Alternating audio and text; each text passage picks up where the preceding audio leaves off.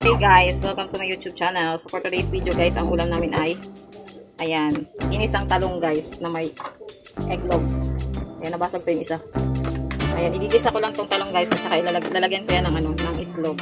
Simpleng ulam na naman guys for today's video. Ayan, so babalatan ko muna siya guys. Ito, may nabalatan na akong isang piraso kasi makatikas siya guys pag may kasamang balat. So binabalatan ko na siya ngayon para masarap.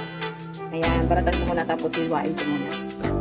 Ayan guys, natapos ko na siyang balatan at hiwain. Ayan. Ayan guys, igigisa na natin yung ating talong.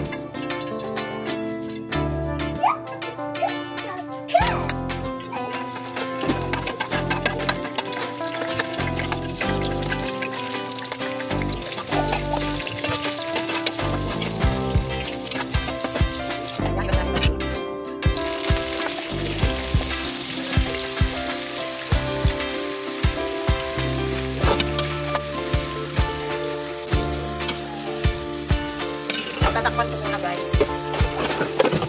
para lumambot yung talong. So ayan guys, check natin kung mapapapot. Ayan. So ayan, para magulong ko guys.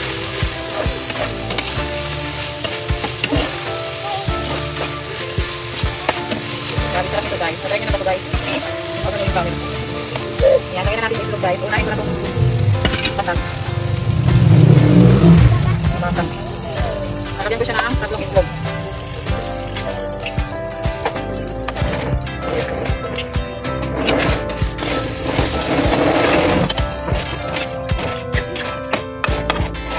Ano ba yan? Dahil na-itlog siya guys at nag-dry na yung kulang sa mantika. Nag-dry yan yung kuwangis.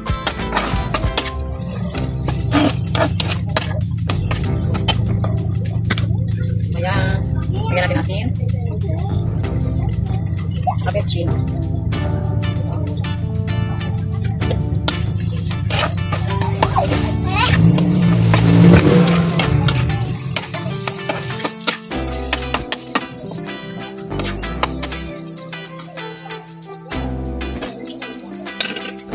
Lagyan natin siyang konting tuyo guys. Konting lang.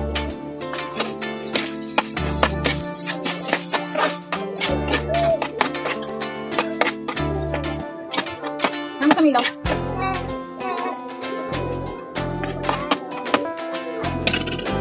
Medyo matabang, lagyan natin konting asin.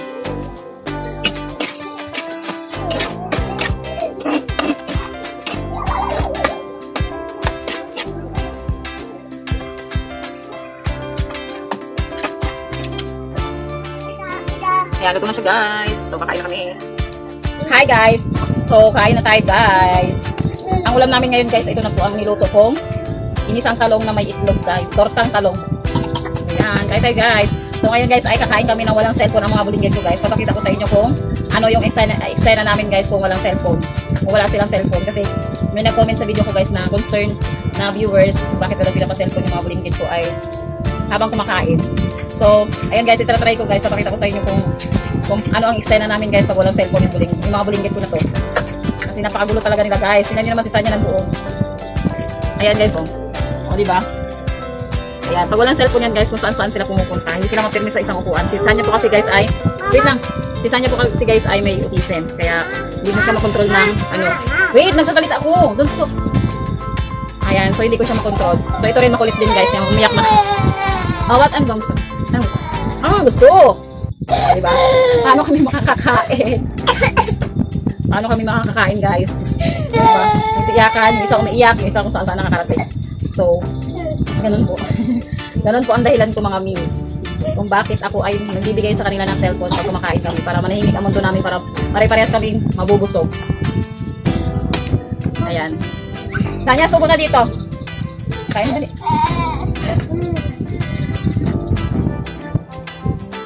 Ayan. So, kain tayo guys.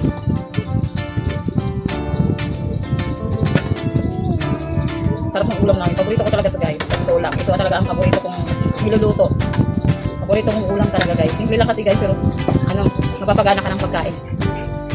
Masarap talaga ang ulam pagtalong. Mga recipe ng talong talaga. Sarap. Wala na akong katabi. Asan yung mga katabi ko? Asan yung mga kasabi kong kumain? Ano na kain na siya? Sabi ko sa'yo, pag nagsasalita si mama, huwag mong salit magsabay.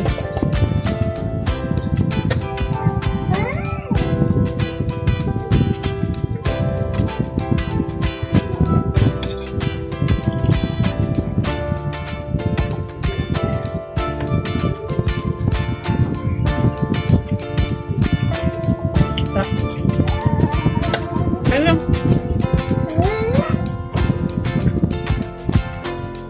Dito ka.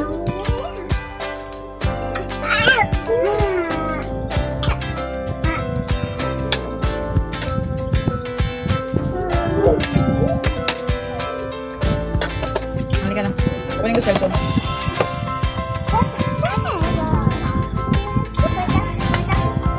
So yun guys, ibibigay ko sa kanila yung cellphone guys. Para manahimik sila guys dito sa upuan nila. Para mapakain ko sila guys ng maayos. Hindi ako naghahabol-habol kung saan-saan silang pumupunta. Ayan. So guys, pinapaselfon ko lang naman yan sila guys tuwing kumakain kami. Pero pagtapos yan nila kumain, pagtapos namin kumain, ayan, kinukuha ko na yung cellphone sa kanila guys. Hindi ko na yan sila pinapaselfon. Sa TV ko na lang yan sila pinapanood. At saka may oras din yung cellphone nila guys. May tuwing kakain lang kami. Para lang pumirmi, parehas kami makakain, parehas kami mabusog. Ganun. Tapos pagkatapos namin kumain, kinukuha ko na, confiscate ko na. Tapos doon na sila sa loob, naglalaro. Ayan. So, ayun lang guys. So, bibigyan ko lang sila ng cellphone para makakain na sila guys. Makakain na kami parehas. Makakain na kami ng sabay. So, ayun guys. Yan po. Lumapit na, diba? Kasi nga guys.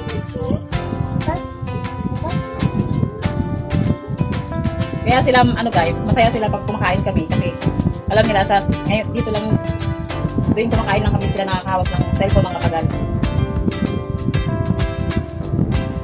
Kasi pag ganito talaga yung mga anak ko guys ay no choice talaga. No choice kundi magbigay ng paglilibangan nila.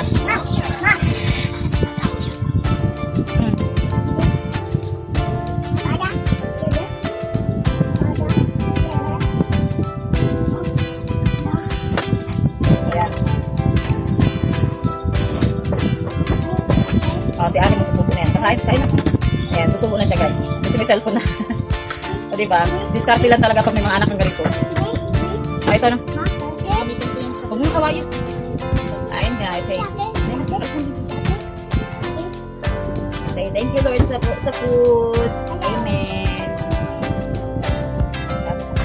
Thank you Lord po sa food. Amen.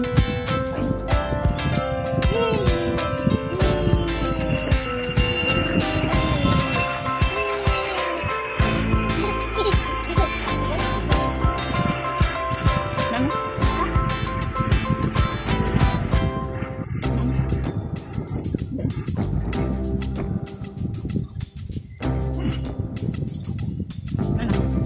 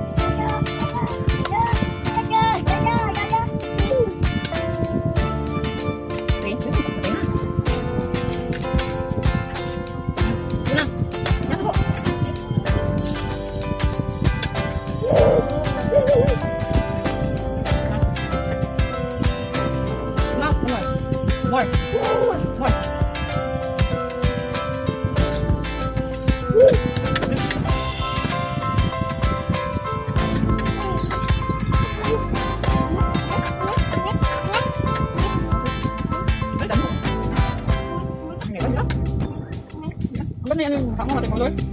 Dungis mo? Dungis.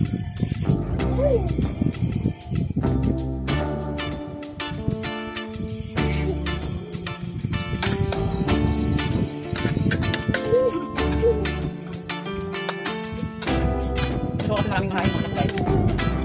Gusto ko kasi makakain sila ng marami, guys. Hindi ako sila binibigyan ng cellphone kasi nalilibang kasi sila sa cellphone, guys. Which is good, guys, kasi napapadami yung kain nila kasi nalilibang sila sa cellphone. Nakakain sila ng marami. Compare mo sa wala silang hawak ng cellphone. Napapansin nila yung pagkain nila, parang nakikita nila yung pagkain nila na ano, na madami, parang naano agad sila na umay agad sila, wala sila kada ng kanan, agad sila. Compare mo sa naka-cellphone sila, kukulang na gusto ng nakain na sila ng kain. Kaya napapadami yung pagkain nila, guys. Ayan, tingnan nyo naman, guys. Madami ko lang sinasandok nila, guys. Kaya yung mga anak, guys, ay mabibigat. Kasi nakakain sila ng maayos, guys. Nakakain sila ng maayos pag may cellphone sila.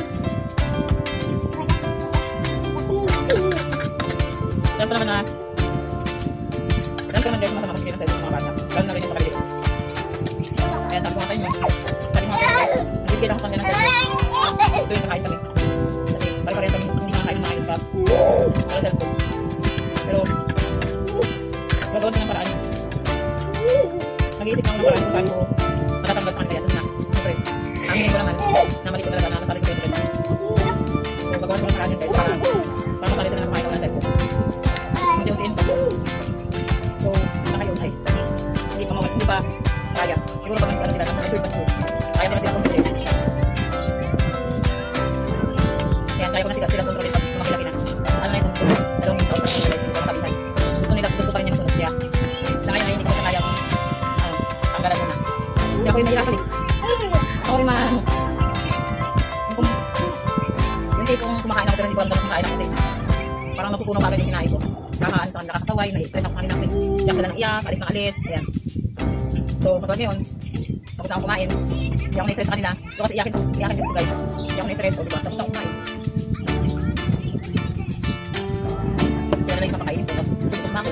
So, igagay ko na lang sila kasi si Sanya, guys, ayan. Marunong naman siya mag-susok, guys, sa sarili. So, kailangan ko pa siya, i-remind. Sanya, kain na. Susok na siya. Ayan, marunong naman siya, guys. Kasi si Sanya, guys, kaya kailangan ko mag-isip ng paraan kung paano ko siya, paano ko siya igagay. Ito naman, spoiled pa kasi baby pa eh. Kaya pabigyan mo na habang baby pa. Pero pag yung pinak na yan, guys, gawin ko na lang.